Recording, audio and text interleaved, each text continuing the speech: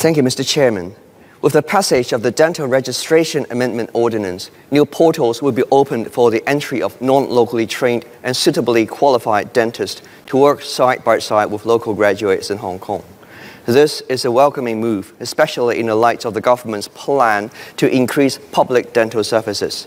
The medical and dental professions have all along welcomed non-locally trained doctors and dentists to work here in Hong Kong as one of us, so long as they are up to standard and therefore safe to the public and beneficial to society. For many years, the argument has been on the role of examination, whether or not examination should be the only acceptable method of assessment.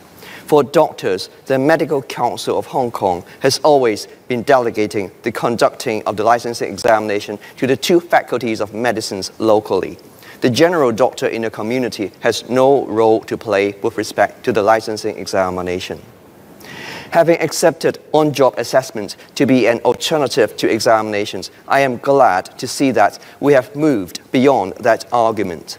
To reassure the public that our new portals will admit only capable and qualified dentists under limited and special registrations, a fair and robust assessment is called for, and we keenly await the Dental Council of Hong Kong to formulate her plan and announce accordingly. The amendment will inevitably affect our students by adding a year's internship as a requirement for full registration. I hope by now the reasons behind installing internship have been made clear and a timeline leading to a degree of urgency is well understood. Nonetheless, I am still hearing discussions now and then arguing that we should be focusing on quality of training and not quantity, as though the two are inherently incompatible with one another. I hope to say the following, especially to our students, whom I hope will be listening.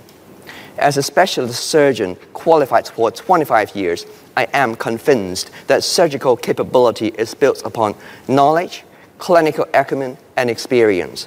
Of these, knowledge is easiest to acquire. Clinical acumen is about attitude, and experience comes with no shortcut.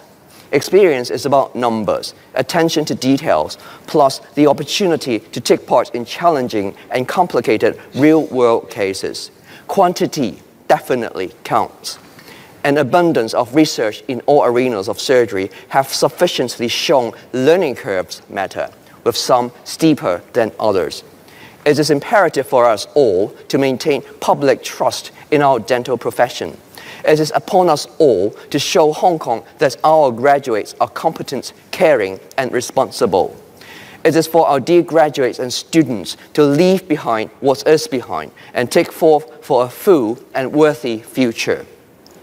If internship is the stage for you to show your competence, take it. Change is eternally present, and rules governing our practice evolve.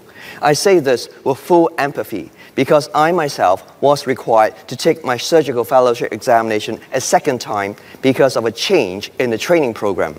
It happened when I was done with the first and passed. I knew how it tasted to be trapped in the middle of change, which you cannot resist.